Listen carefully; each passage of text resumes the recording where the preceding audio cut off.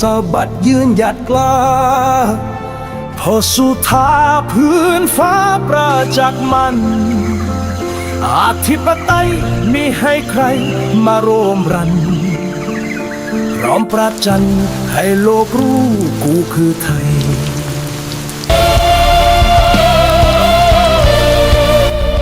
แผ่นดินกูอยู่ตรงนี้มานานแล้วถ้าจะมาเอาก็ต้องดวลกันลุยขึ้นเขาไต่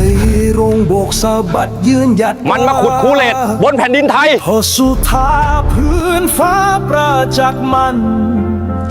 อธิปไตยมิให้ใครมาโรมรันพร้อมประจันให้โลกรู้กูคือไทย